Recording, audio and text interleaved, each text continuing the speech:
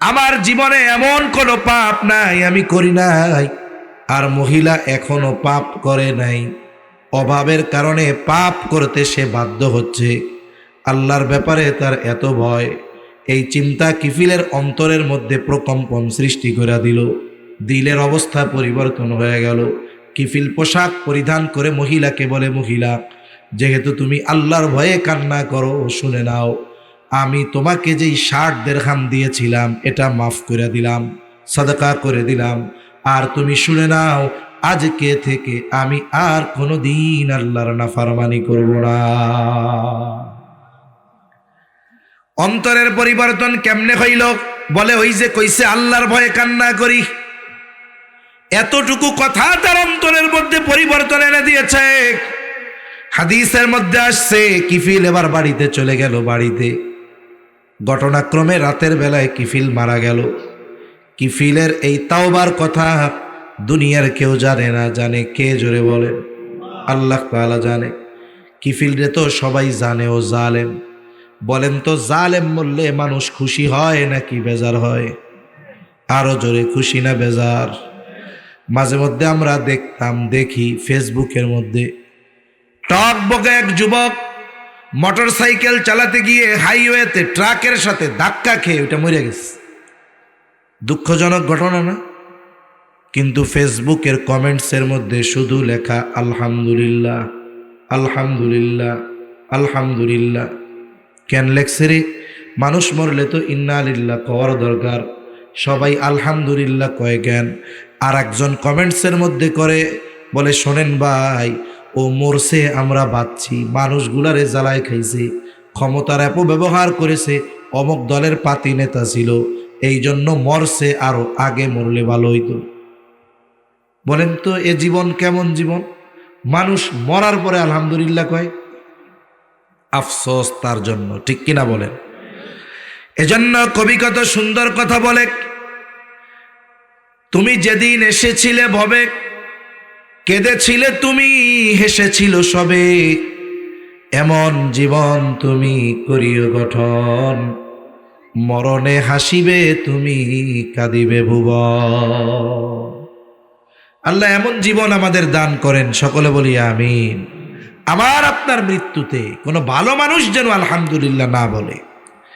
ভালো মানুষ যদি মারা যায়, খারাপটা আলহামদুলিল্লাহ কইতে পারে, কিন্তু ভালো একজন মানুষ মারা যাওয়ার পরে ভালো মানুষ কখনো আলহামদুলিল্লাহ বলবে না। তা আমার জীবন, আমাদের জীবনটা যেন এমন হয়, আমি মারা যাওয়ার পরে কোনো ভালো মানুষ যেন আমার মৃত্যুতে খুশি না হয়। কিফিলের তাওবার খবর তো কেউ জানে না, এই জন্য সবাই বলে জালেম মরছে, ভালো হইছে, ভালো হইছে। কিন্তু রাতের বেলায় কিফিল আল্লাহর ভয়ে তাওবা করেছে, আল্লাহ তাআলার কাছে তাওবাও কবুল হয়ে গিয়েছে। কিফিলের দরজার উপরে আল্লাহ তাআলা কুদরতি ভাবে লিখে দিয়েছেন, কদ গফারাল্লাহু লিল কিফল। আল্লাহ তাআলা কিফিলকে ক্ষমা করে দিয়েছে। একটু চিন্তা করে দেখেন, আল্লাহর ভয়ের কথা তার সামনে যখন একজন স্মরণ করায়া দিল, আল্লাহর কথা স্মরণ করায়া দিল, অন্তরের পরিবর্তন কি? বলে আল্লাহর ভয়ে অন্তরে কম্পন। তাওবা করেছে, এমন কোনো পাপ নাই সে করে নাই। বলে এই অন্তরের প্রকম্পন, আল্লাহর ভয় তার তাওবা নসিবের কারণ হয়ে গেল। আল্লাহ তাআলা তাকে তার প্রিয়দের তালিকায় অন্তর্ভুক্ত করে নিলেন। সম্মানিত উপস্থিতি, আমি আপনাদের সামনে পবিত্র কোরআনুল কারীমের সূরা আনফালের একেবারে শুরু থেকে কয়েকটা আয়াত তিলাওয়াত করেছি। আল্লাহ তাআলার কাছে তৌফিক চাই, আল্লাহ তাআলা কিছু কথা বলার তৌফিক দেন, যে কথাগুলো আমাদের সবার দুনিয়া এবং আখিরাতের জন্য কল্যাণকর হয়। সকলে জবান খুলে বলি আমিন। সম্মানিত উপস্থিতি, এই পৃথিবীতে সব কিছুর মধ্যে ভেজালের ছড়াছড়ি। এই ভেজালের ছড়াছড়িতেও সমাজের মানুষ প্রত্যেকটা ক্ষেত্রে ভালো জিনিস পাওয়ার চাহিদা আছে এবং প্রত্যেকেই ভালোটা চায়, ঠিক কিনা? মানুষ যদি নিশ্চিত হতে পারে যে এই প্রোডাক্টটা, এই জিনিসটা একেবারে নির্ভেজাল খাঁটি, অনেক সময় দ্বিগুণ দাম দিয়ে তারা কিনে নেয়। যেমন আমাদের বাজারে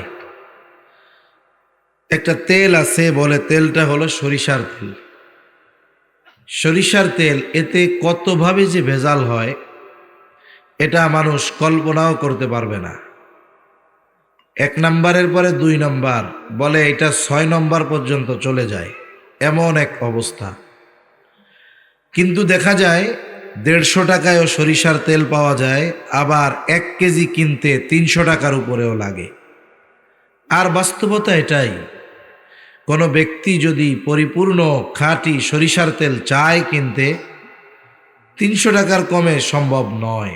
আর যদি ভেজাল থাকে, ভেজালের মাত্রা যত বাড়ে, বলে ওইটার দাম তত কমে। ঠিক কিনা বলেন? আপনারা কি সজাগ আছেন? এটা তাকবীর দেন, নারায়ে তাকবীর। আওয়াজ বাড়ান, আরো আওয়াজ ছাড়েন, আওয়াজ টনটন করবে, আওয়াজ ছাড়েন, আরো ছাড়েন, রিভার্ব দিয়ে আওয়াজ ভাসায় দেন পুরা। তাহলে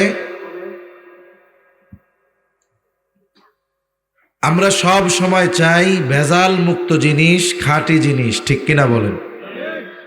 বাজারে পণ্যের মধ্যে যেমন ভেজাল আছে, বলেন তো সমাজে ইমানদারদের মধ্যে ওই রকম ভেজাল ইমানদার আছে না নাই? কত ইমানদার আছে, ভেজাল যে কত প্রকারের। একজন ইমানদার, সে নিজের ইমানদারও দাবি করে, আবার সে সেকুলারিজমের পক্ষেও বলে, আছে না নাই? ইমানদার নিজের ইমানদার দাবি করে, নামাজ কালাম পড়ে, নামাজ প্রতিষ্ঠার জন্য চেষ্টা করে, মানুষদেরকে নামাজের জন্য ডাকে, কিন্তু যখন দিন প্রতিষ্ঠার জন্য বলা হয়, এইবার ওনার ঈমান আর কাজ করে না, আছে না নাই? হাজারো ভেজাল ইমানদারের ভিড়ে আমাদেরকে খাঁটি ইমানদার হওয়ার দরকার আছে না নাই? খাঁটি ইমানদার হওয়া এটা নিজের কোনো স্পেশাল যোগ্যতা নয়, এবং এটা দাবির কোনো বিষয় নয়, বরং আল্লাহ সুবহানাহু ওয়া তাআলা কোরআনুল কারীমের মধ্যে কোন ব্যক্তি খাঁটি ইমানদার, আল্লাহ সুবহানাহু ওয়া তাআলা সুন্দরভাবে এর বর্ণনা দিয়ে দিয়েছেন। ওই কোয়ালিটি, ওই গুণ, ওই যোগ্যতা সমূহ যদি তার মধ্যে থাকে, তাহলে তাকে বলা লাগবে না যে আমি ইমানদার। বরং ওই গুণগুলো যদি থাকে, কেউ যদি তাকে খাঁটি ইমানদার নাও বলে, সে তাও খাঁটি ইমানদার। ঠিক কিনা বলেন? সব গুণগুলো এক মজলিসে একদিনে আলোচনা করা সম্ভব নয়। এই জন্য আমরা আজকে সূরা আনফালের শুরুতে খাঁটি মুমিনের কয়েকটি গুণ আল্লাহ তাআলা উল্লেখ করেছেন। আমরা এই গুণগুলোর ব্যাপারে জানবো ইনশাআল্লাহ। শুধু জানবো তা নয়, জানার সাথে সাথে গুণগুলো অর্জনের চেষ্টাও আমরা করব। আল্লাহ তৌফিক দান করেন। আল্লাহ তাআলা গুণগুলো কি বলেন? আল্লাহ তাআলা বলেন, ইন্নামাল মুমিনুনা আল্লাযীনা ইযা যুকিরাল্লাহু ওয়াজিলাত কুলুবুহুম ওয়া ইযা তুলিয়াত আলাইহিম আয়াতুহু যাদাতহুম ঈমানা وعلى ربهم يتوكلون।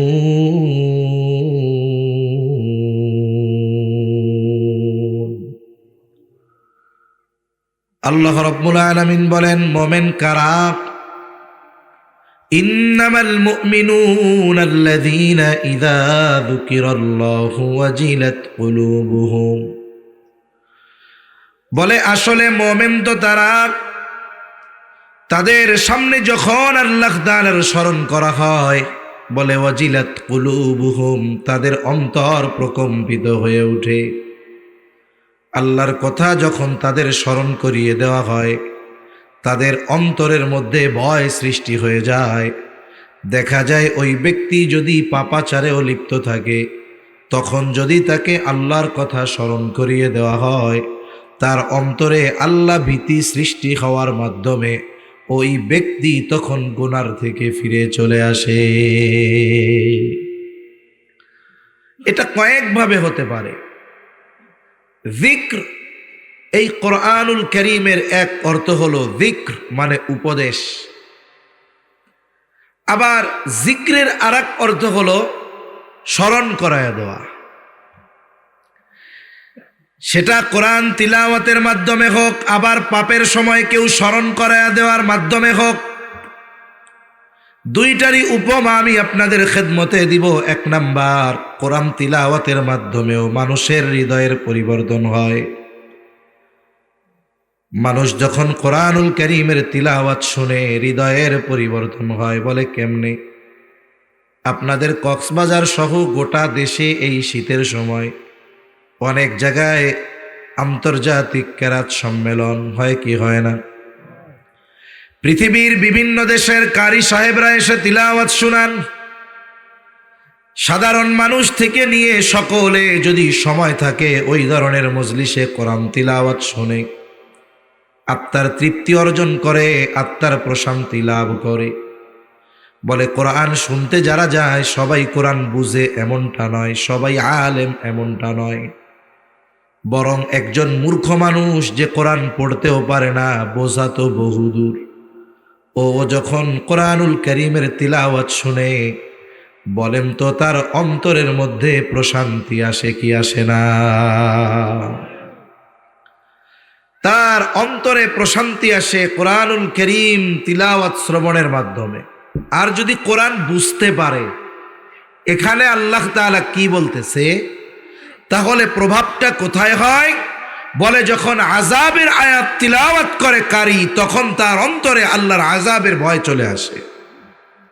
এজন্য আমরা তো বাংলাদেশের মানুষ, অনেক নামাজি 40 বছর নামাজ পড়ে, যদি বলি বাবা সূরা ফাতিহার অর্থটা একটু গণ, উনি বলবে আপনি একটু বসেন, আমি একটু 1 নাম্বার সেরে আছি, এই কয়া ভাগবো।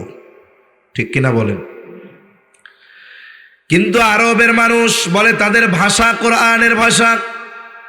অনেক সময় দেখা যায় নামাজের সময় পাশে একজন দাঁড়িয়েছে বৃদ্ধ, দেখলে মনে হবে রাস্তা থেকে উঠে আসলো মাত্র, কিন্তু ইমাম যখন তিলাওয়াত করে, তিলাওয়াতের মধ্যে যদি আযাবের কথা থাকে ডুকরে কান্না শুরু করে দেয়।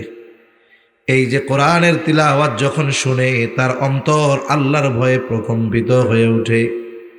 এটা কোরআন তিলাওয়াত শ্রবণ করার মাধ্যমে হতে পারে, অথবা একটা মানুষ যখন অন্যায় করতেছে আর ওই অন্যায়টার ব্যাপারে কোরআনে আল্লাহ তাআলা নিষেধ করেছেন, যখন ওই মানুষটাকে বলা হয় ভাই তুমি এই অন্যায়টা করতেছো, অপরাধটা করতেছো, এটা তো আল্লাহ তাআলা কোরআনে করতে মানা করেছে, যখন তাকে কোরআনের কথা স্মরণ করায় দেওয়া হলো, আল্লাহর কথা স্মরণ করায় দেওয়া হলো, লোকটা ওই কাজ থেকে ফিরে যায়, আল্লাহকে ভয় করে ওই কাজ থেকে তওবা করে সে তখন ভালো হয়ে যায়।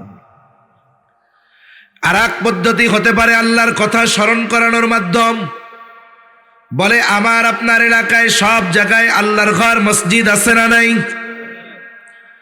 এখন তো গ্রাম অঞ্চলের একটা ভাঙ্গা মসজিদ, সেখানেও আজান দেওয়ার জন্য মাইক আছে, অনেক জায়গায় ইমাম আছে, মুয়াজ্জিনও আছে। মুয়াজ্জিন থাক আর না থাক, যদি একজনও রাখা হয়, আজানের সময় হলে আজান দেয়, নামাজের সময় হলে নামাজের পড়ায়, ওয়াক্ত হলে সে আজান দেয়। তাহলে মসজিদ থেকে দৈনিক আমাদেরকে 5 বার ডাকা হয় কি হয় না? জোরে বলেন, হয় কি হয় না? কাদের ডাকে? কাফেরদের না ইমানদারদের? দৈনিক 5 বার আজান দেয় মুয়াজ্জিন। বলে অনেক সময় আমরা মনে করি মুয়াজ্জিনের কাজ হলো বেতন দিছি যথা সময় আজান দেওয়া। এলাকার মধ্যে মুয়াজ্জিন যথা সময় আজান দেয়, মসজিদে মুসল্লির খবর নেই, অথচ এলাকায় শত শত মুমিন। ওই মুয়াজ্জিন যদি একদিন সময় মতো আজান না দিয়া রাত 3টার সময় ফজরের আজান দেয়, দেখবেন গ্রামের সব জায়গা মুয়াজ্জিনরে ধরছে, আজান উল্টাপাল্টা সময় দিলি কেন? ঠিক না? নামাজের জন্য ঠিক টাইমে আজান দিলে না গেলেও বেঠিক টাইমে আজান দিলে দেখবেন সবাই যাইয়া হাজির। এই মুয়াজ্জিনের দায়িত্ব আজান দেওয়া, তবে এই দায়িত্বের মর্যাদা কত বেশি! বলে মুয়াজ্জিন হলো কেমন যেন আল্লাহ তাআলার প্রেস সচিব। যেমন প্রধানমন্ত্রী, প্রেসিডেন্ট নিজে সব কথা বলেন না, এই ধরনের মানুষের একজন প্রেস সচিব থাকে। কি হবে, কি করবে, কি বলবে না বলবে, প্রধানমন্ত্রীর সময় কম, প্রেস সচিব গিয়া সাংবাদিকদের সামনে বলে প্রেস সচিব প্রধানমন্ত্রীর কথাই বলে, কারণ প্রধানমন্ত্রীর প্রেস সচিবের কথা কেমন যেন প্রধানমন্ত্রীর কথা। কেউ যদি প্রধানমন্ত্রীর প্রেস সচিবের কথা অস্বীকার করে, সে কেমন যেন প্রধানমন্ত্রীর কথাই অস্বীকার করলো, ঠিক কিনা? এখন মুয়াজ্জিন কার প্রেস সচিব? জোরে বলেন, আরো জোরে, কার? এই জন্য মুয়াজ্জিন দৈনিক তার বাড়িতে আমাদের ডাকে না, বরং কার ঘরে ডাকে? জোরে বলেন। মুয়াজ্জিন মানুষকে আল্লাহর দিকে ডাকে। এই জন্য আল্লাহ তাআলা মুয়াজ্জিনের ব্যাপারে তথা যারা মানুষকে আল্লাহর দিকে ডাকে তাদের ব্যাপারে বলে, ওয়ামান আহসানু কওলাম মিম্মান দাআ ইলাল্লাহ ওয়া আমিলা সালিহান ওয়া ক্বালা ইন্নানি মিনাল মুসলিমিন। আল্লাহ রাব্বুল আলামিন বলেন, মান আহসানু কওলাম মিম্মান দাআ ইলাল্লাহ। আল্লাহ তাআলা বলেন, তার চাইতে উত্তম আহ্বানকারী আর কে আছে যে মানুষকে আল্লাহর দিকে ডাকে। শুধু তাই না, সাথে সাথে সে নেক আমল করে আর বলে আমি মুসলমানদের একজন। এই মুয়াজ্জিন আমাদের আল্লাহর দিকে ডাকে। প্রকৃত ইমানদার যে যখনই মুয়াজ্জিনের এই আহ্বান তার কানে আসে, সে চিন্তা করে আমাকে তো মুয়াজ্জিন ডাকে নাই, বরং ডাক দিয়েছে কে?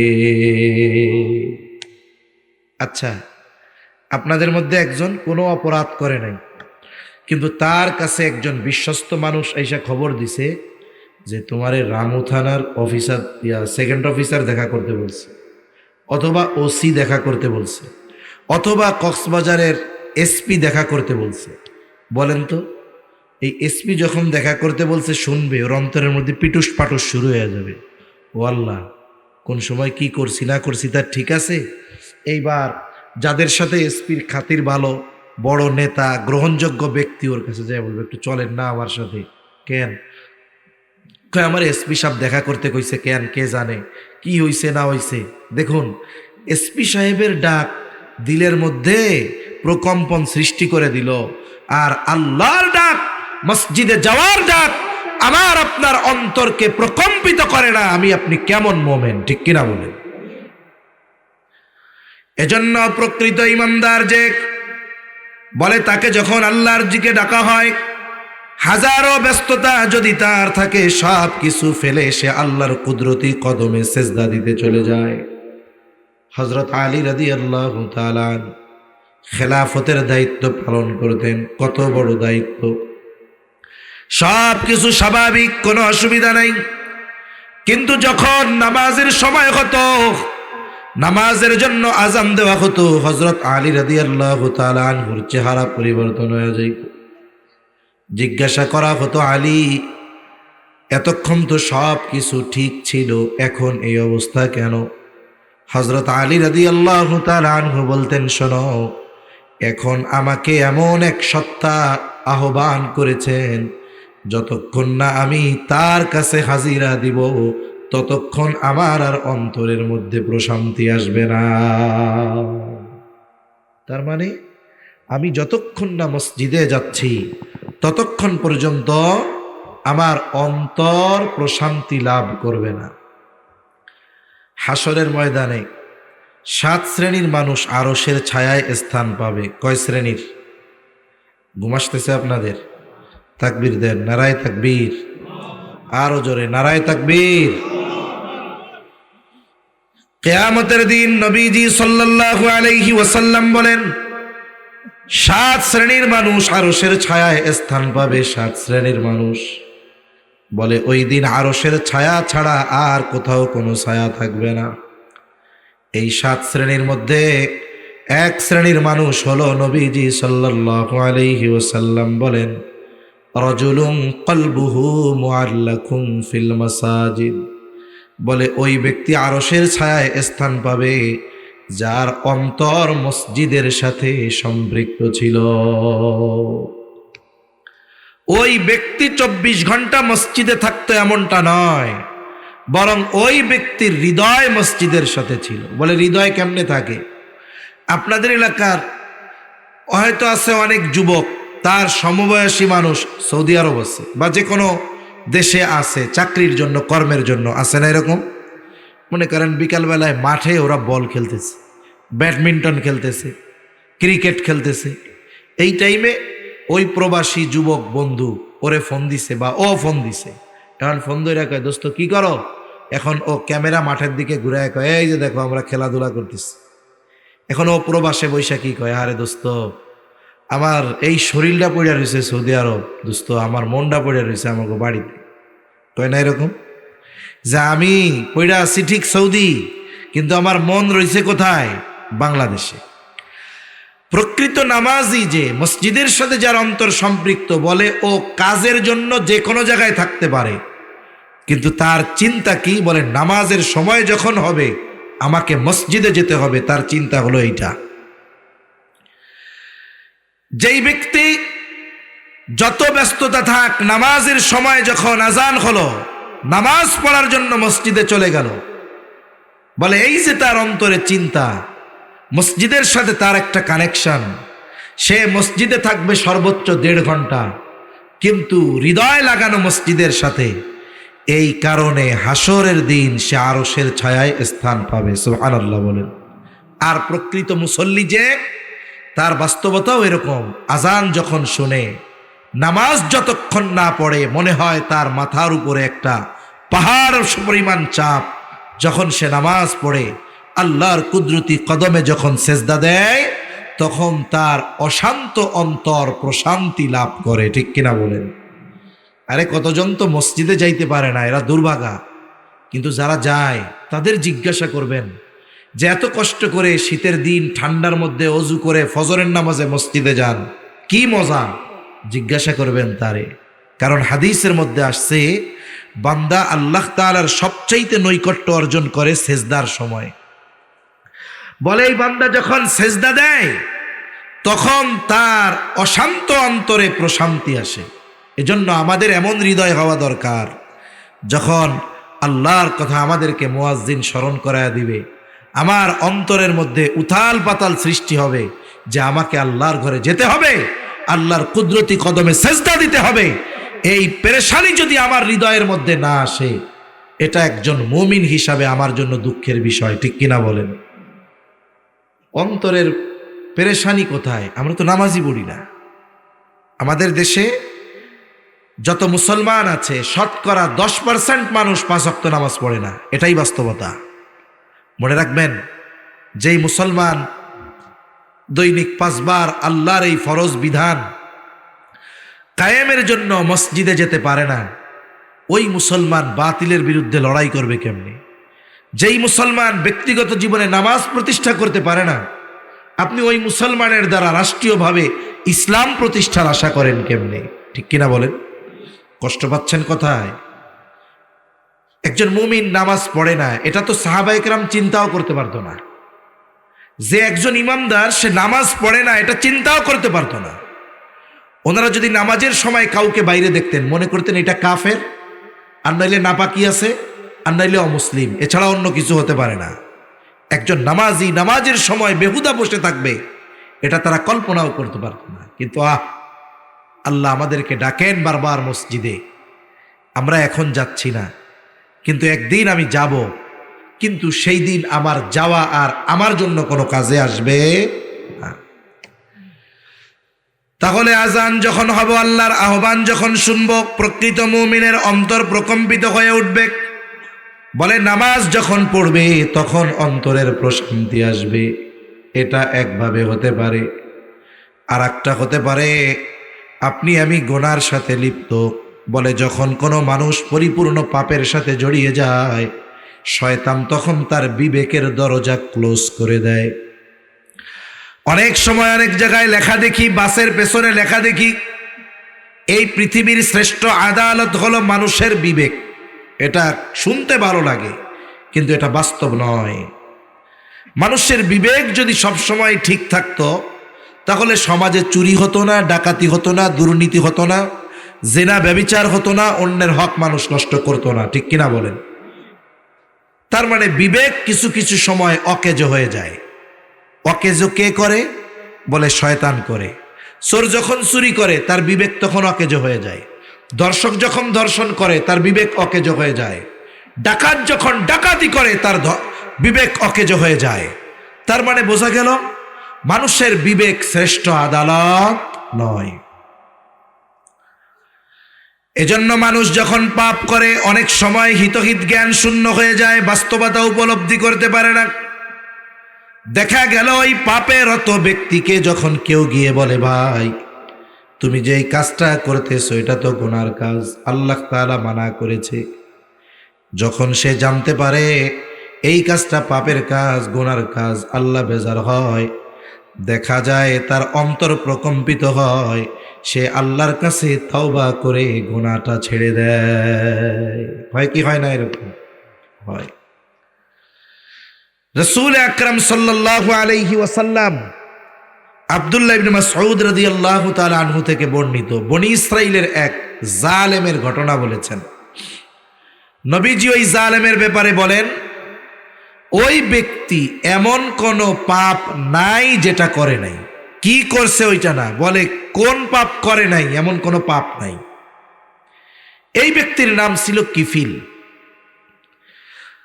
এই কিফিলের পাপ সমূহের মধ্যে একটা পাপ ছিল, বলে কিফিল মানুষকে সুদের উপরে টাকা আধার দিত। সুদের উপরে মানে মানুষকে 10,000 টাকা দিত, বলতো মাসে মাসে আমার 1,000 টাকা সুদ দেওয়া লাগবে। এই ধরনের সুদখোর আপনাদের সমাজে আছে নাকি? জোরে বলেন, আছে নাকি? আমরা তো মনে করি শুধু মনে হয় ব্যাংকগুলাতেই সুদ। না না, সমাজের মধ্যে এমনও সুদখোর আছে যে 10টা ব্যাংককেও হার মানায় দিবে, ঠিক কিনা বলে? এজন্য এই সুদ নামক পাপ থেকে আমাদের বাঁচতে হবে। মনে রাখবেন, সুদ হলো এমন এক পাপ যেটা কখনো বৈধ হওয়ার সুযোগ নাই, জায়েজ হওয়ার কোনো সুযোগ নাই। এবং এই সুদখোর যারা, এদের ব্যাপারে ইসলাম কঠিন হুঁশিয়ারি দিয়েছে। যেহেতু আমি সুদের উপরে আলোচনা করতেছি না, ওইদিকে যাব না। মনে রাখতে হবে, সুদের সাথে আমরা জড়াবো না, কোনো সংশয়ের মধ্যে আমরা যাব না। আল্লাহ তৌফিক দান করেন, বলি আমিন। জালেম কিফিল মানুষকে সুদের উপরে টাকা দিত। একদিন একজন বিধবা সুন্দরী নারী অভাবের তাড়নায় চলে এসেছে জালেম কিফিলের কাছে। এসে বলে, কিফিল আমারে কিছু টাকা ধার দাও। দেখবেন যারা সুদের কারবারি করে, কোনো মানুষ যদি বিপদে পড়ে তাদের কাছে কিছু টাকা ধার চাই, দিবে না। আপনি গিয়া বলবেন, চাচা 1,000 টাকা দেন, বিকালে দিয়ে দিব। ও এমন ভাব ধরবে, আপনার মন চাইবে পকেটে কিছু থাকলে ওরে দিয়ে আসি। আর একজন ওই পাশ দিয়া পাঠাবেন যে এই দেখুন সুদের উপরে কিছু কিছু টিয়া লইয়াই। আপনাদের ভাষাতে এরকম বলবে না? এবার যাই কেবল আমারে কিছু টাকা তুমি সুদের উপরে দাও, মাসে মাসে লাভ দিব। দেখবেন লুঙ্গির কোমর থেকে, গোসা থেকে খুইলা টাকার বান্ডিল দিয়া বলবে, কত লাগবো তত নে, ঠিক কিনা বলেন? এজন্য যারা সুদী কারবারির সাথে জড়ায়, আখেরাতের শাস্তি তো আছেই। আল্লাহ তাআলা দুনিয়ায় তার চারিত্রিকগত কিছু পরিবর্তন দেয়। একটা কি বলে, তার হৃদয় কঠোর হয়ে যায়, রুক্ষ হয়ে যায়, জবানের ভাষা খারাপ হয়ে যায়, চেহারার নূর চলে যায়। অনেক মানুষ আছে দেখতে কিন্তু কালো, কিন্তু লোকটা ভালো, দিনদার, নামাজি, কালো হলেও চেহারার মধ্যে একটা উজ্জ্বলতা আছে। কিছু মানুষ দেখবেন পাপী, তার চামড়া সুন্দর, কিন্তু একটু নজর দিয়া দেখবেন ওই চেহারার মধ্যে কেমন যেন রুক্ষতা আর কর্কশতা, ঠিক কিনা বলেন? জালেম কিফিল বলে, মহিলা আমি কাউরে এমনে টাকা দেই না, আমি সুদের উপরে টাকা দেই। আমার কাছ থেকে যদি টাকা নিতে হয়, টাকার বিনিময়ে লাভ দিতে হবে। মহিলা এবার বলে, কিফিল আমি দরিদ্র মানুষ, টাকার প্রয়োজন, আমি যদি সুদের লাভ দিতে পারতাম তাইলে কি তোমার কাছে টাকা চাইতে আসতাম নাকি? কিফিল বলে, সুদের লাভ যদি না দিতে পারো তাইলে টাকা নেওয়ার দরকার নেই। মহিলার টাকাটা খুব প্রয়োজন ছিল। যেহেতু জালেম কিফিল এমন কোনো পাপ নাই সে যেটা করে না। সুদের কারবারি শুধু নয়, এই জালেম কিফিলের ব্যভিচার করারও বদভ্যাস ছিল। এইবার মহিলার চেহারার দিকে তাকায়া কিফিল বলে, শোনো, তুমি যদি সুদের লাভ না দিতে পারো, লাভের বিনিময়ে আমার সাথে জেনায় লিপ্ত হবা। হাদিসের মধ্যে আসছে, কাদাল ফাকিরু আইয়াকুনা কুফরা, দরিদ্রতা মানুষকে কুফুরি পর্যন্ত পৌঁছায়া দেয়। একটা মানুষ অভাবের তাড়নায় অনেক সময় কুফুরিও করে ফেলতে পারে। আমি জানি না কতটুকু সত্য, শুনেছি আর কি। এই যে রোহিঙ্গাদের মধ্যে অনেকে আছে, আমি শুনছি, এর বাস্তবতা আমার জানা নাই, কিন্তু অনেক বিশ্বস্ত মানুষের কাছ থেকে শুনেছি যে রোহিঙ্গাদের মধ্যে অনেকে জাগতিক কিছু ফ্যাসিলিটির জন্য, ইউরোপে পাড়ি জমানোর জন্য, আমেরিকায় পাড়ি জমানোর জন্য, একটু আরো ভালো থাকা খাওয়ার জন্য খ্রিস্টান মিশনারির ফাঁদে পা দিয়ে ঈমান হারা হয়ে যাচ্ছে। আবার দেখুন, একেবারে উত্তর পশ্চিম অঞ্চল, সেই লালমনিরহাট, ওই অঞ্চলে কিছু জায়গা আছে এতটাই প্রত্যন্ত অঞ্চল, যেই সব জায়গাতে আমাদের মতো শহুরে মানুষের জন্য যাওয়া অসম্ভব। না আছে সেইখানে কোনো রাস্তাঘাট, না আছে কোনো চিকিৎসা সুবিধা, না আছে খাবার দাবারের সুবিধা। এমন জায়গায় তাদের বসবাস, অতি গরমেও কষ্ট, অতি ঠান্ডায়ও কষ্ট, বর্ষায়ও কষ্ট, না হইলেও কষ্ট। এ মানুষগুলো রাষ্ট্রীয় সুযোগ সুবিধা বঞ্চিত। আমাদের দেশের মানুষ কতটুকু তাদের চাহিদা পূরণ করতে পারবে? কিন্তু তাদের দিকে ডাইভার্ট করে সন্তানকে উচ্চ শিক্ষায় পাঠায় দিল ঢাকা, এই দিক দিয়া 14 গোষ্ঠীর ঈমান কিনে নিয়েছে। আর সাধারণ মানুষগুলো এই দরিদ্রতার কারণে, অভাবের কারণে কিছু টাকার বিনিময়ে তাদের ঈমানকে বিক্রয় করে দিচ্ছে। আল্লাহ তাআলা হেফাজত করুন বলিয়া আমিন। এই যে পার্বত্য অঞ্চলে এনজিও গুলোদের তৎপরতা আছে, এগুলো আমরা উলামায়ে কেরাম অনেক আগের থেকে বলেছি। এখন আস্তে আস্তে বাস্তবতার উপলব্ধি হচ্ছে যে এই সমস্ত জায়গায় কত বড় ষড়যন্ত্র চক্রান্ত চলতেছে। একেবারে ফেনী থেকে নিয়ে এই পাশে যত পার্বত্য জেলা আছে, এগুলোকে বাংলাদেশ থেকে বিচ্ছিন্ন করে জুমল্যান্ড নামে নতুন এক রাষ্ট্র প্রতিষ্ঠার চক্রান্ত ষড়যন্ত্র চলতেছে, ঠিক কিনা বলেন? আমরা তো সংবাদ মাধ্যমে এগুলোও দেখি যে তারা তাদের পতাকা বানিয়ে নিয়েছে, তাদের সেনাবাহিনীর পোশাকও বানিয়েছে, তাদের আবার জাতীয় সঙ্গীতও বানানো হয়ে গেছে। তাহলে চিন্তা করুন, এ মানুষগুলোকে অর্থের বিনিময়ে দেশদ্রোহী কর্মকাণ্ডে তারা লিপ্ত করে ফেলতেছে। তা মূল কথা যেটা বলতেছিলাম, অভাবের কারণে মানুষ অনেক সময় কুফরি পর্যন্ত করে ফেলে। এখন এই মহিলার সম্পদের এতটা প্রয়োজন, টাকার এতটা প্রয়োজন, মহিলা টাকার প্রয়োজনের কাছে হার মেনে জালেম কিফিলের শর্তে রাজি হয়ে গেল। নির্ধারিত দিনে জালেম কিফিল ওর মহিলার বাড়িতে হাজির। হাদিসের মধ্যে এসেছে, জালেম কিফিল সে তার জেনা করার জন্য পরিপূর্ণ প্রস্তুত, একেবারে সে জেনার জন্য প্রস্তুত, কিন্তু মহিলা থরথর করে কাঁপে আর কান্না করে। একজন গেছে ফুর্তি করার জন্য, আনন্দ করার জন্য, আর একজন কান্না করতেছে। এবার কিফিল মহিলাকে বলে, মহিলা তুমি কাঁপো কেন, কান্না করো কেন? আমি কি তোমাকে জোর জবরদস্তি করেছি নাকি? তুমি তো নিজে শর্তে রাজি হয়ে আমার থেকে টাকা গ্রহণ করেছো, তাহলে এখন কান্না করো কেন? এইবার মহিলা বলে, কিফিল আমি জীবনে কোনোদিন এই ধরনের পাপে জড়াই নাই। ও কিফিল, শুধুমাত্র অভাবের কারণে তোমার শর্তে রাজি হয়েছি কিফিল, আমি কোনোদিন এমন পাপে জড়াই নাই। আমি আল্লাহর ভয়ে কান্না করতেছি রে কিফিল। আমার তো ভয় হয় আমি যদি তোমার সাথে জেনা করার পরে আজকে মারা যাই, আল্লাহ তাআলার সামনে একজন ব্যভিচারিণী হিসেবে আমাকে হাজির হওয়া লাগবে। কিফিল বলে, কোনোদিন করো নাই? বলে না। তাহলে রাজি হইছো কেন? বলে অভাবের কারণে। ভয় পাইতেছো কেন? বলে আল্লাহর ভয়ে, আল্লাহর ভয়ে। এতটুকু কথা কিফিলের অন্তরে পৌঁছায় গেছে।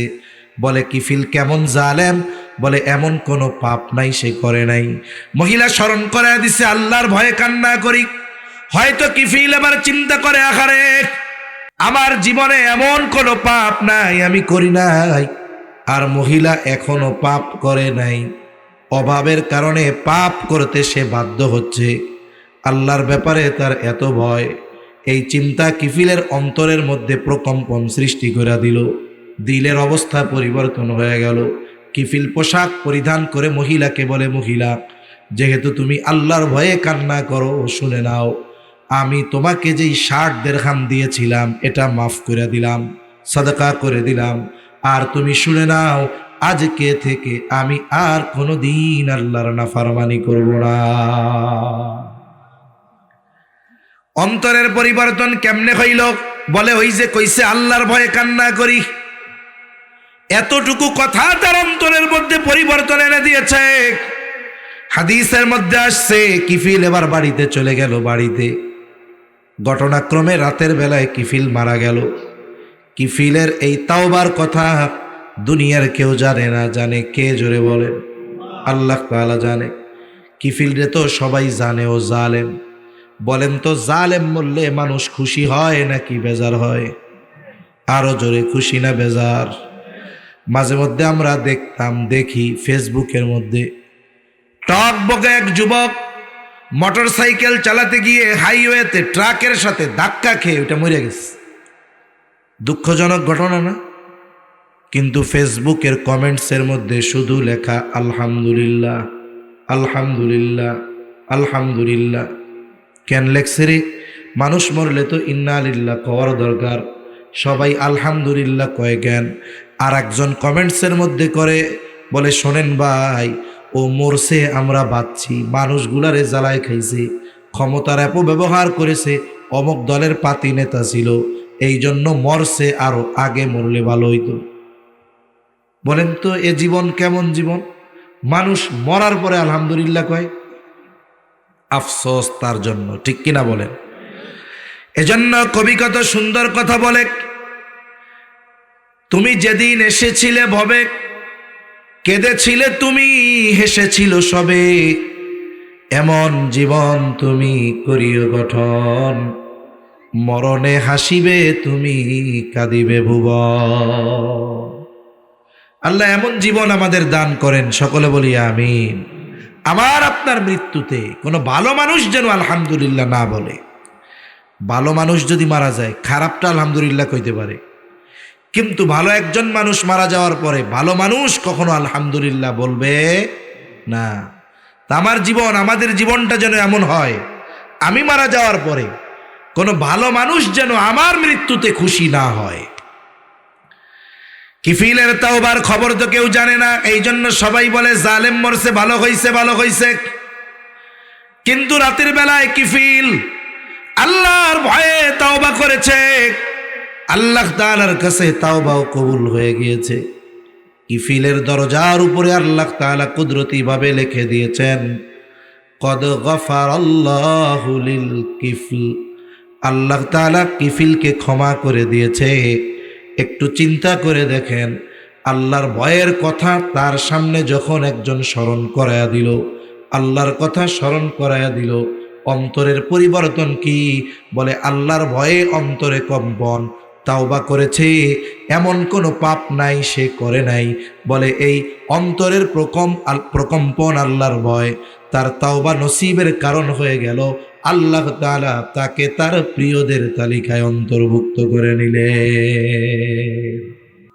এজন্য যখনই কোনো বিষয়ের জন্য আমাকে আল্লাহর কথা স্মরণ করায় দেওয়া হবে, কোনো বিষয়ের জন্য, কেন বললাম? নামাজের জন্য আজানের মাধ্যমে আল্লাহকে স্মরণ করায় দিবে। গোনা করার সময় আল্লাহর শাস্তির কথা মনে করায় আমাকে কেউ ওই কথা স্মরণ করায় দিবে। অন্যান্য যত বিষয় আছে, আল্লাহর কথা যখন আমাকে স্মরণ করাবে, আমি যদি প্রকৃত মুমিন হই, তাহলে আমার হৃদয় আল্লাহর ভয়ে প্রকম্পিত হবেই, ঠিক কিনা বলেন? তাহলে 1 নম্বর গুণ মুমিন তো সে, বলে আল্লাযীনা ইযা যুকিরাল্লাহু ওয়াজিলাত কুলুবুহুম। বলে যখন তাকে আল্লাহর কথা স্মরণ করায় দেওয়া হয়, তখন তার অন্তর প্রকম্পিত হয়ে ওঠে। ওয়া ইযা তুলিয়াত আলাইহিম আয়াতুহু যাদাতুহুম ঈমানা। মুমিনের সামনে যখন আল্লাহর আয়াত তিলাওয়াত করা হয় তার ঈমান বাড়ে। বাস্তবিক অর্থে ঈমান বাড়ে না কমে, এ ব্যাপারে ইখতিলাফ আছে। কিন্তু আমরা যেই মতটার অনুসরণ করি, ঈমান বাড়ে না, তবে ঈমানের আলো বাড়ে। আচ্ছা, এই যে রড লাইট আলো দেয় না, কথা বলেন না কেন? আমি কি কঠিন কিছু জিজ্ঞাসা করছি? এ লাইট কি দেয়? আচ্ছা বলেন তো, ভোল্টেজ যদি কম থাকে আলো বেশি দিবে না কম দিবে? ভোল্টেজ যদি বেশি থাকে ভালো থাকে, এই লাইটই আলো বেশি দিবে না কম দিবে?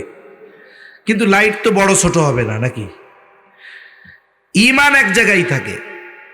বলে ঈমানের আলো বাড়ে, গুনাহ করলে আলো কমে, নূর বাড়ে নূর কমে। কথা বোঝাতে পেরেছি আশা করি। এখন ঈমান বাড়ে বলতে ঈমানের শক্তি বা ঈমানের আলো বাড়ে। আমি একটা উদাহরণ আগেই দিতে গিয়েছিলাম যে দেখুন, ওই যে কেরাত মাহফিল হয়, ওই কেরাত মাহফিলের মধ্যে বেনামাজিও যায়, মূর্খও যায়, কোরআন পড়তে পারে না, বোঝে না, সেও যায়। এইবার যখন কেরাত মাহফিলে গেল, কারি সাহেব তিলাওয়াত করে, অনেক সময় কেরাত শুনে আসে, আবার আলেমদের কাছে অভিযোগ করে। কি অভিযোগ? আইসা কয়, হুজুর আজকে গেছিলাম কক্সবাজার কেরাত সম্মেলনে, তো হুজুর কোরআন শরীফ যা পড়ে ওনরা, কিন্তু একটা হুজুরেরও মুখে দাড়ি নেই। মানে আন্তর্জাতিক কিছু কারি আছে না, একেবারে সফান সফা, একবারে পুরা ফেপ, একটুও মুখের মধ্যে দাড়ি উঠতেই দেয় না।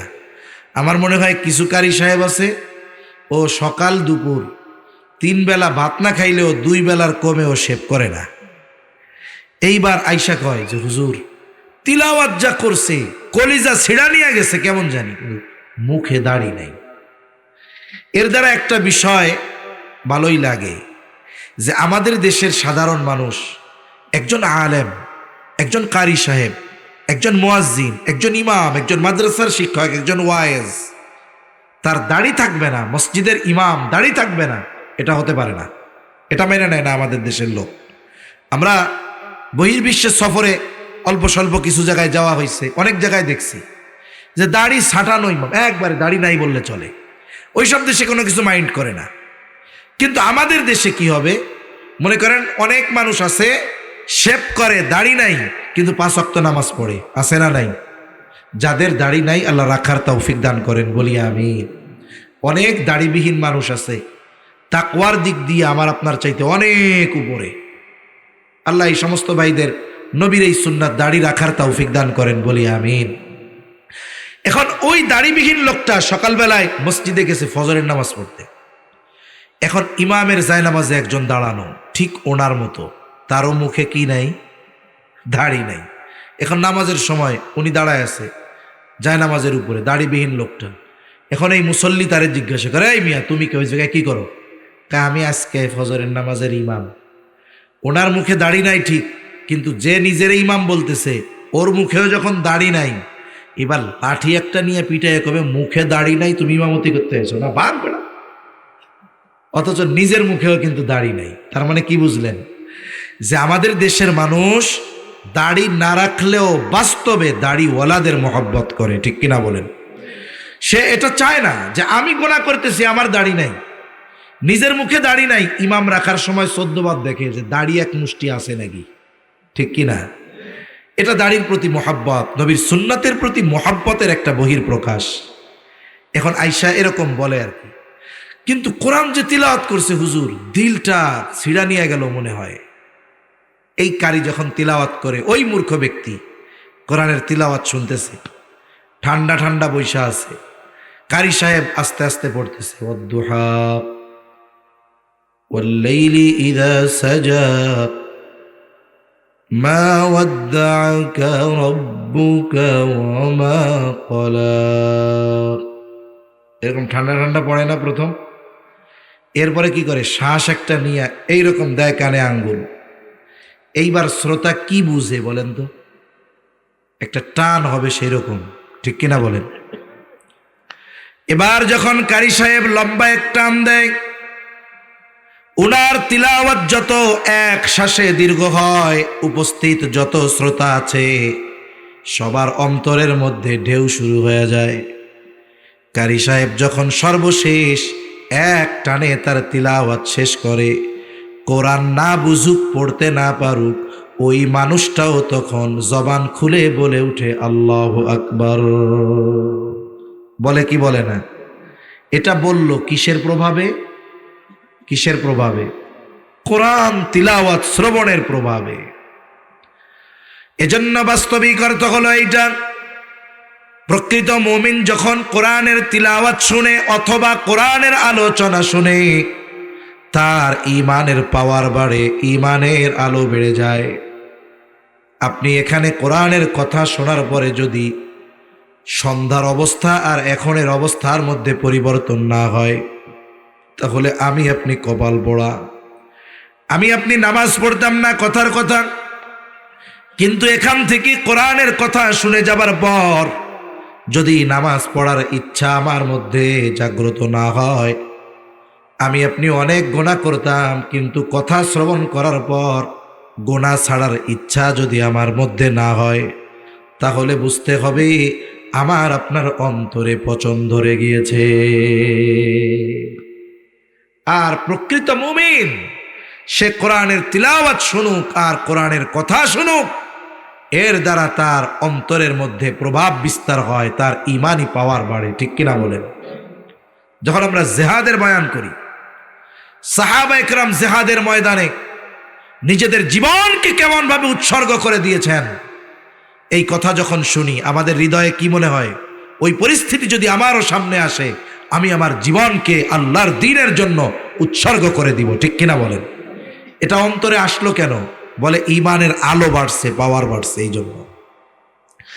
তাহলে আল্লাহ তাআলা বলেন, وَإِذَا تُلِيَتْ عَلَيْهِمْ آيَاتُهُ زَادَتْهُمْ ঈমানা।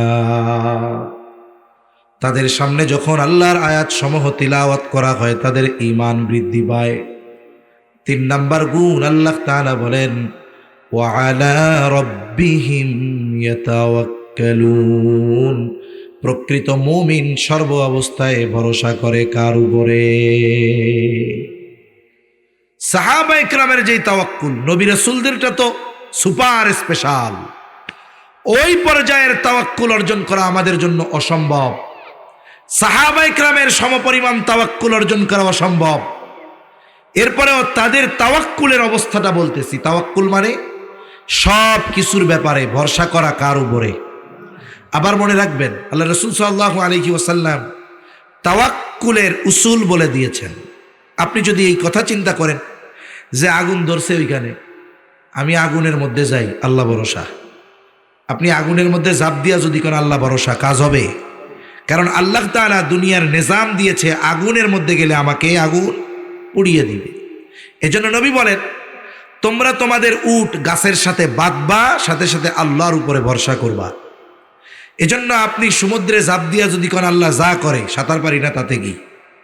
এটা আত্মহত্যার শামিল হবে, এটা করা যাবে না।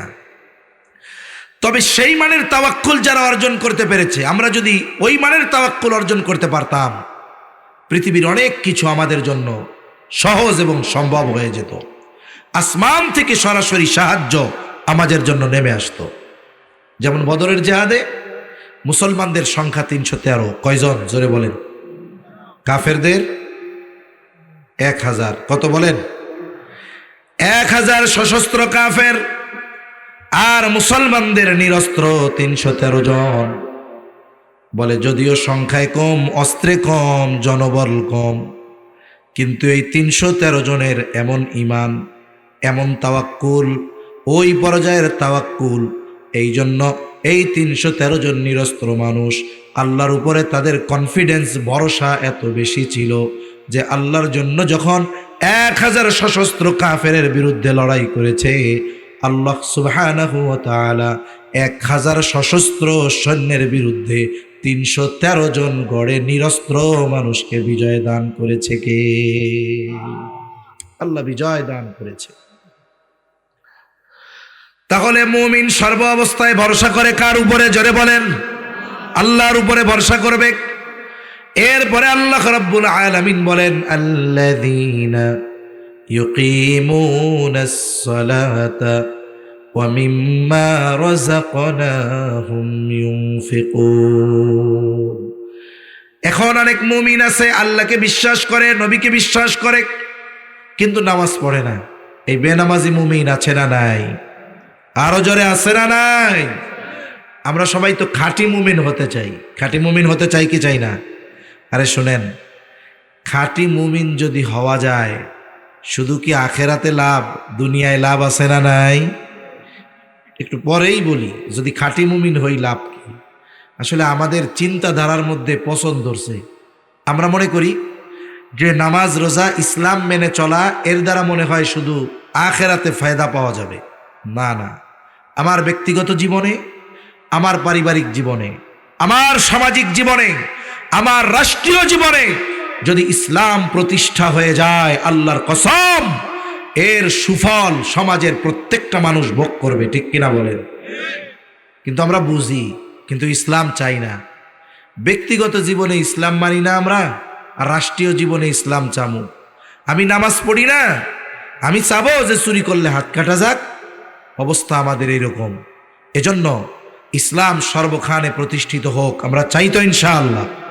সব জায়গায় ইসলাম প্রতিষ্ঠিত হোক, এটা যদি বাস্তবে চাই, প্রথম আমাকে নিজেকে পরিপূর্ণ ইসলামের মধ্যে ইনক্লুড হতে হবে, অন্তর্ভুক্ত হতে হবে। এ নির্দেশ কার? কিন্তু আফসোস, নিজে ইমানদার দাবি করে নামাজ পড়ে না। এটা দুঃখের বিষয়। এজন্য আগের থেকে জেহেনে কথাটা আসলো বলি, ইসলামী যুব কল্যাণ পরিষদ, তার মানে এই পরিষদটা বা এই সংগঠনটা যুবকদের দ্বারা পরিচালিত। আমার যুবক ভাইদেরকে আমি বলবো, শুনুন, আগামী বিশ্বের নেতৃত্ব আপনাদের দিতে হবে। আপনি হয়তো জানেন না, আপনি চিন্তা করতেছেন আজকে যেই যুবক পড়তেছে রামু কলেজে বা স্কুলে অথবা কোনো মাদ্রাসায়, ও যে আগামী দিন এদেশের নেতৃত্ব দিবে না, এর কোনো নিশ্চয়তা আছে? আল্লাহ চাইলে এই বাংলাদেশের এক প্রান্ত কক্সবাজারের রামু থেকে নিয়ে বাংলাদেশের শাসন কার্য পরিচালনার দায়িত্ব তার হাতে তুলে দিতে পারেন কি পারেন না? নিজেকেও গড়ে তোলা দরকার ওই রকম। সেজন্য আমার যুবক ভাইদের প্রতি অনুরোধ থাকবে যে আপনারা শুধু একটা মাহফিল দিয়েই দায়িত্ব শেষ করবেন না, ইসলামকে শুধু মাহফিলের মধ্যে সীমাবদ্ধ রাখবেন না। আপনাদের এলাকার মধ্যে, এরিয়া যতটুকু আপনাদের, কমপক্ষে এই এরিয়ার মধ্যে সর্বত্র ইসলাম প্রতিষ্ঠার প্রচেষ্টা আমার যুবক ভাইয়েরা যদি করে, ইনশাআল্লাহ একটা ইসলামী পরিবেশ এখানে হতে পারে কি পারে না? এলাকার সব যুবক যদি আমার মা বোনদেরকে এই কথা উদ্দেশ্য করে বলে যে অন্য এলাকার কথা দূরে থাকলো, আমার এলাকার যত নারী পুরুষ আছে, নারী আছে, এরা কেউ বেপরদায় চলতে পারবে না। আমার এলাকার মধ্যে কোনো দোকানের মধ্যে টেলিভিশনে নাচ গান চলবে না। আমাদের এলাকার মধ্যে কোনো বিবাহকে কেন্দ্র করে মাইকে গান বাজতে পারবে না। আমার এলাকায় কোনো অনইসলামিক কার্যক্রম চলতে পারবে না। যুবকরা যদি স্ট্রং হয়ে যায়, বুড়োরা এমনি শুয়ে পড়বে। ঠিক কিনা বলেন? কিন্তু আমার যুবক ভাইদেরকে উদ্বুদ্ধ করার মতো লোক নাই, এদেরকে বলার মতো লোক নাই, এদের মধ্যে যে আগামীর নেতৃত্ব দেওয়ার সম্ভাবনা লুকিয়ে আছে, এটা ওদেরকে বলার মতো, বোঝানোর মতো কেউ নাই। এজন্য আমার যুবক ভাইদের প্রতি অনুরোধ থাকবে, আপনারা যদি দ্বীনের উপরে চলে আসেন, কারণ যেই সমাজের যুবকরা ভালো হয়ে যায়, ওই সমাজের সব কিছু ভালো হয়ে যায়। ঠিক কিনা বলেন? একটা যুবক যদি খারাপ হয়, ক্যারেক্টার লুজ হয়, চরিত্রহীন হয়, এক এলাকার শান্তি বিনষ্ট হওয়ার জন্য যথেষ্ট। ঠিক কিনা? কিন্তু আমার যুবকরা যদি নামাজি হয়ে যায়, একটু চিন্তা করেন তো কল্পনায়, যে আপনার সমাজটা, রাষ্ট্রের কথা থাকলো, পাশের এলাকার কথা থাকলো, আপনার মহল্লার কথাই চিন্তা করেন। যখন ফজরের আজানে মুয়াজ্জিন বলে আসসালাতু খায়রুম মিনান নাওম, প্রত্যেকটা ঘরের মধ্যে লাইট জ্বলে উঠে, প্রত্যেকটা ঘুমন্ত ব্যক্তি জেগে উঠে, নামাজ যাদের উপরে ফরজ হয়েছে সকলে উঠে যায়, অজু করে প্রত্যেক ঘর থেকে যুবক, বৃদ্ধ, কিশোর মসজিদে ফজরের নামাজের জন্য চলে যায়। অপর দিক দিয়ে প্রত্যেকটা ঘরে মা বোনেরা ঘুম থেকে উঠে তারা নামাজ আদায় করে, ঘরের বাহির পরিষ্কার করে, কিছু কোরআন তিলাওয়াত করে, আর পুরুষেরা মসজিদে কিছু তিলাওয়াত করে, তসবিহ তাহলিল পাঠ করে বাহিরে এই রাস্তা দিয়ে হাঁটে। আর ওদিক দিয়ে আমার মা বোনেরা, ছেলে, স্বামী, সন্তান ঘরে ফিরবে, ভাই ঘরে ফিরবে, তারা তাদের জন্য চা বিস্কিট রেডি করে রেখেছে। এই যে একটা সুন্দর পরিবেশ, আপনি যদি একটু চিন্তা করেন, তাহলে দেখবেন আল্লাহ সময়ে বরকত দিয়ে দিবে, ঠিক কিনা বলেন? আসমান জমিনের বরকতের দরজা আল্লাহ খুলে দিবে। কিন্তু আফসোস, আজকে আমাদের বিনা কারণে আমাদের সকাল হয় 11টায়। মসজিদগুলা এমনও হয় এক মহল্লায় 100 ফ্যামিলির উপরে আছে, কিন্তু ফজরের নামাজে ইমাম আর মুয়াজ্জিন পেছনে দাঁড়াইতে পারে না। মানে মুসল্লি হইছে কে? বলে ইমাম আর মুয়াজ্জিন, আর কেউ নেই, পাশাপাশি দাঁড়ায় নামাজ পড়া লাগে।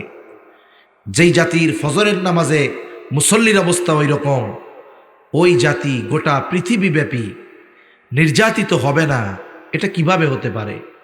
এটাই আমাদের তাকদীরে ছিল। এজন্য আমাদের উচিত এই ধরনের সমাজ ব্যবস্থা প্রতিষ্ঠার চেষ্টা করা, ঠিক কিনা বলেন?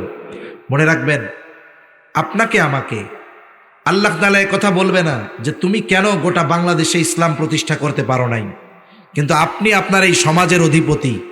এই সমাজে যদি আপনি দিন প্রতিষ্ঠার প্রচেষ্টা না করেন, এর জবাবদিহিতা আল্লাহর কাছে আছে না নাই? আছে। এজন্য আমার যুবক ভাইদেরকে অনুরোধ করব, মাহফিলের সাথে সাথে এই বিষয়গুলো একটু চেষ্টা করেন। এই কয়েকটা করেন, প্রত্যেকটা ঘরে মা বোনদের বলেন, ছোট্ট একটা চিরিকুট লিখে দেন যে আপনাদের পূর্ব রাজারকুল দক্ষিণ পাড়া যুবক বা যুব সম্প্রদায়ের পক্ষ থেকে আমার মা বোনদের প্রতি আরজ যে দেখুন আমরা মুসলিম, একদিন আমাদের চলে যেতেই হবে। আপনাদের কাছে অনুরোধ, আমার কোনো মা বোন বেপরদায় বের হবেন না। একটু আবেগ দরদ নিয়ে ঘরে ঘরে চিঠিটা পৌঁছায়া দেন। এরপরে প্রত্যেক জায়গায় বলেন যে বিবাহকে কেন্দ্র করে কোনো প্রকার পাপাচার অনাচারে জড়ানো যাবে না। কোথাও যদি হয়, এই 50 জন যুবক মিলা যদি ওই বাড়ির সামনে দাঁড়ায় যে এই বাড়ি বিবাহ উপলক্ষে গান হবে, নাচ গান হবে, আমরা হতে দেব না, কে আছে বাপের বেটা ওদের সামনে দাঁড়াবে? আছে কেউ? তাহলে আমরা শুধু চিন্তায় বসে আছি যে কখন রাষ্ট্রীয়ভাবে ইসলাম প্রতিষ্ঠা হবে। আরে মিয়া, ইসলাম প্রতিষ্ঠা হলে এই মানুষগুলো যে ইসলাম যেন মেনে নেয়, এজন্য তাদের তৈরি করতে হবে না? ফিল্ড তৈরি করা লাগবে না? এজন্য এখন থেকেই আমরা চেষ্টা করব, আল্লাহ তৌফিক দান করুন। এমন যেন হয় যে আজকে মাহফিলের পরে আগামী দিন ফজরে যেন মুসল্লি বাড়ে, সময়ের সাথে সাথে যেন মসজিদে নামাজি বাড়ে। যদি না বাড়ে, আমি বলবো এ মাহফিল গতানুগতিক একটা মাহফিল হবে, সাধারণ কিছু উপকার ছাড়া কষ্ট আর শ্রম বেশি হবে, কিন্তু বাস্তবিক উপকার যেটা, সেটা আমরা মাহরুম থাকব, সেটা থেকে আমরা মাহরুম থেকে যাব। এজন্য আমি যুবক ভাইদের অনুরোধ করব, আপনারা চেষ্টা করবেন কমপক্ষে যেন সমাজের প্রত্যেকটা প্রাপ্ত বয়স্কা নামাজি হয়ে যায়। আল্লাহ তৌফিক দান করুন, বলি আমিন। তাহলে প্রকৃত মুমিন হওয়ার জন্য আল্লাহ এরপরে বলেন, আল্লাযীনা ইউকিমুনাস সালাতা ওয়া মিম্মা রাযাকনাহুম ইউনফিকুন। প্রকৃত মুমিন যারা, বলে তারা নামাজ প্রতিষ্ঠা করে, নামাজ কায়েম করে। বলে আপনি রাষ্ট্রের প্রধান নয়, আপনি পরিবারের প্রধান, আপনার পরিবারে নামাজ কায়েম করার দায়িত্ব আপনার। আপনি অভিভাবক, আপনার অধীনস্থ যারা তাদেরকে নামাজি বানানোর দায়িত্ব আপনার। আবার দেখুন, পরিবারের সবাই যদি নামাজি হয়ে যায়, অভিভাবক যদি নামাজি হয়ে যায়, তাহলে তার রিজিকে বরকত দেওয়ার প্রতিশ্রুতি দিয়েছেন কে? জোরে বলেন। আল্লাহ তাআলা বলেন, ওয়া'মুর আহলাকা বিস-সালাতি ওয়াসতাবির আলাইহা লা নাসআলুকা রিজকা নাহনু নারযুকুকা ওয়াল আকিবাতু লিত-তাকওয়া। আল্লাহ তাআলা বলেন, তোমার অধীনস্থদেরকে নামাজের আদেশ দাও, ওয়াসতাবির আলাইহা, তুমিও তার উপরে অটল থাকো। তার মানে তুমিও নামাজি হয়ে যাও। তার মানে আমি নামাজি, ঘরের মানুষ নামাজি, কি হবে? আল্লাহ তাআলা বলেন, বান্দারে, লা নাসআলুকা রিজকা, আমি আল্লাহ তোমার কাছে রিজিক চাই না, বরং তুমি নামাজি, ঘরের মানুষ নামাজি, কি হবে? নাহনু নারযুকুকা, তোমরা নামাজি হয়ে যাওয়ার কারণে আমি আল্লাহ তোমাদের রিজিক দিয়ে দিব। তার মানে আল্লাহ তাআলা বরকতময় রিজিক দিবেন। পরিমাণ বেশি হলেই এর মধ্যে বরকত থাকে না, বরং পরিমাণ কম হলেও এর মধ্যে বরকত দিতে পারেন কে? আচ্ছা, আপনাদের এলাকার মসজিদের ইমাম সাহেবদের বেতন কেমন? 50,000? হ্যাঁ, 6,000 টিয়া? এটা কেমনে কইলেন? এটা তো বলার ক্ষেত্রেও লজ্জা থাকার দরকার ছিল। একজন ইমাম আপনার আমার জীবনের সবচাইতে বড় গুরুত্বপূর্ণ ইবাদত আমি যার উপরে চাপায়া দিয়েছি, তার বেতন দৈনিক 200 টাকা। বলেন তো, এই সমাজে 200 টাকা দিয়ে আধা বেলার জন্য জমিনে কামলা নিবেন আছে? কত লাগে? 500 কমে নাই, ও জমিনেই হাত দিবে না। একটু চিন্তা করেন তো, আমাদের ইমামদের বেতন দেওয়া হয় 6,000, 8,000, 10,000ই ধরলাম, হয়তো কি দেন, 3 বেলা খাবার পাঠান, এই তো। কিন্তু এই 10,000 টাকায় একটা ফ্যামিলি 4 জন সদস্য যদি হয়, চালানো অসম্ভব, ঠিক কিনা? এরপরেও আপনার আমার মসজিদের ইমাম 8, 10,000, 12,000 টাকা বেতন দিয়ে তার 6 সদস্যের ফ্যামিলি চালাচ্ছে। কেমনে চলে? আসলে আল্লাহ তাআলা এনাদের আয় বরকত দিয়েছে। আবার অনেকে এই বরকতের কথা সুযোগ মনে করে ইমাম বেতন বাড়াইতে কইলেই কয়, হুজুর আপনার এত বাড়ানোর দরকার কি, আপনার বেতনে বরকত আছে। কথা সত্য, মতলব খারাপ। কথা সত্য, মতলব খারাপ, মানে বেতন বাড়াবে না। কিন্তু এই অল্প দিয়ে চলে কেমনে, আমি এটা বলতেছি। এই পৃথিবীতে আপনি কোনো ইমাম পাবেন না যে প্রকৃতপক্ষে দিনদার ইমাম, যে ওই ইমামের ঘরে তার ওয়াইফ বেনামাজি। পাওয়া যাবে? পাওয়া যাবে? পাওয়া যাবে না। এ সমাজে অনেক হাজি নামাজি মসজিদের সভাপতি, একটা দুইটা নয়, হাজার হাজার পাওয়া যাবে। সে তসবি টিপতে টিপতে আঙ্গুল বোথা বানায় ফেলছে, কিন্তু ওর বউ নামাজ পড়ে না। আছে না নাই? চেহারা অনাবৃত করে একেবারে রামু ফুটবল চত্বরে গিয়ে তাকায় থাকে, মার্কেটিং করে। আছে না নাই? তাহলে ইমাম সাহেব বলে তার ঘরে সে চিন্তা করতেছে যে আমি রোজার প্রস্তুতি এখন থেকে নেই, আগের থেকে ছোলা ডাল বুট কিনা রাখি। আপনি হয়তো ইফতারের সময় 10 প্রকার খাবার আপনার সামনে। একটা মানুষ রোজা রেখে 2 গ্লাস শরবত খাওয়ার পর 10 প্রকারের ইফতার খাইতে পারে না, ঠিক কিনা বলেন? কিন্তু চোখ তো ভরে না, তাকায় দেখে সব আছে, তরমুজ নেই। কই যে, হ্যাঁ রে, তরমুজ থাকলে ভালো হইতো রে। আপনি 12 প্রকারের ইফতার নিয়ে বসেছেন, আর হয়তো আপনার পাশে আর এক রোজাদার, সে হয়তো পান্তা ভাত আর মরিচ পেঁয়াজ আর লবণ নিয়ে বসছে ইফতার করার জন্য। আছে না নাই? এজন্য আমরা আমাদের প্রতিবেশীর দিকে খেয়াল রাখবো। আমার পরিবারের জন্য ব্যয় করার সাথে সাথে আমি এই গরিব দুঃখী অসহায়দেরকেও সহযোগিতা করব। তাহলে এই যে আল্লাহর দেওয়া রিজিক থেকে ব্যয় যদি করি, এই 5টা গুণ যদি অর্জন করা যায়, বলে এই 5 গুণ যেই মুমিনের মধ্যে থাকবে। 1 নাম্বার কি? আল্লাহর কথা যখন তার সামনে স্মরণ করানো হয়, হৃদয় প্রকম্পিত হয়ে ওঠে। আল্লাহর আয়াত যখন তিলাওয়াত করা হয়, তার ইমানের নূর বেড়ে যায়। সর্ব অবস্থায় সে আল্লাহর উপরে ভরসা রাখে, বিপদ আপদ মুসিবত সব কিছুতে সে নামাজ প্রতিষ্ঠা করে। নামাজি মুসল্লি, নিজেও ঘরের মানুষকেও। 5 নম্বর, আল্লাহ যতটুকু দিয়েছে তার সামর্থ্য অনুযায়ী সে দান সদকা করে। এই আয়াতগুলোর আলোকে আল্লাহ তাআলা বলেন, কোনো মুমিনের মধ্যে যদি এই 5 গুণ থাকে। আচ্ছা, আপনাদের এই কক্সবাজার থেকে হানিফ পরিবহন আছে না? একটা হলো হানিফ এন্টারপ্রাইজ, ওইটার নামও হানিফ, আর একটা হলো হানিফ পরিবহন। হানিফ পরিবহন যে হানিফ, কত এটা 1 নম্বর না 2 নম্বর?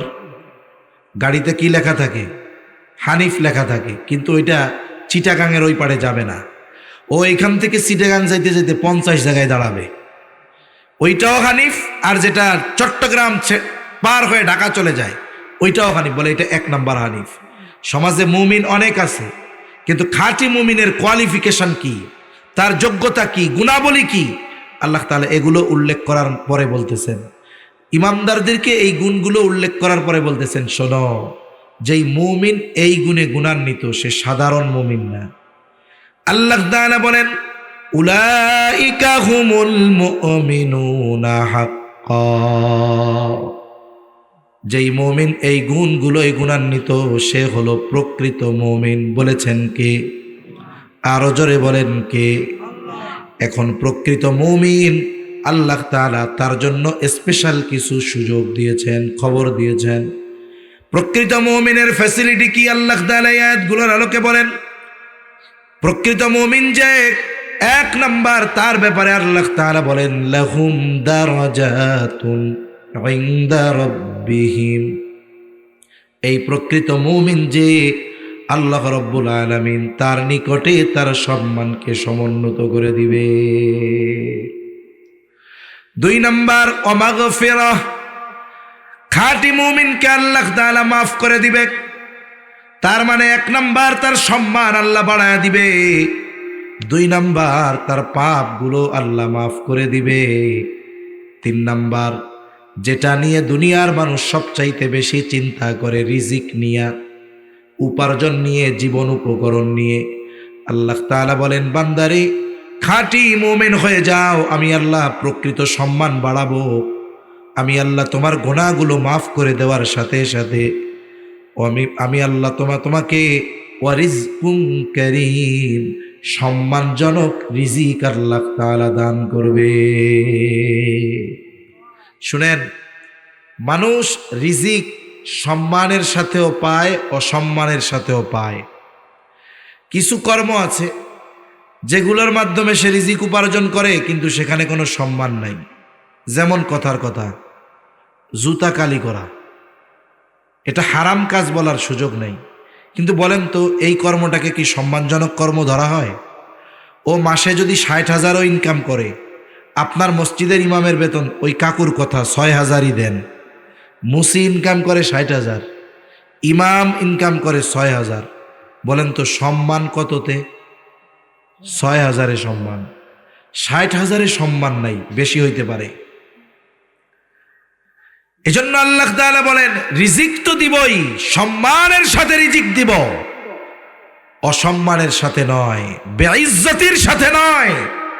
তাহলে বলুন, যদি কোনো ব্যক্তি ইমানদার এই 3 বিষয়ের নিশ্চয়তা পেয়ে যায় যে তার গুনাহগুলো মাফ করে দেওয়া হবে, সমাজে তাকে সম্মানিত করা হবে, জীবন উপকরণ যা দরকার সম্মানের সাথে তার অর্জিত হবে, বলেন তো এই লোকটার দুনিয়ায় আর কিছু দরকার আছে নাকি?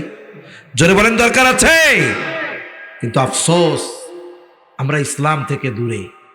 আমরা যদি প্রকৃত ইমানদার হতে পারতাম, এই সমাজে সম্মানিত থাকতে পারতাম, আল্লাহ গুনাহগুলো মাফ করতেন, আল্লাহ তাআলা আমাদের সম্মানজনক রিজিক দান করতেন।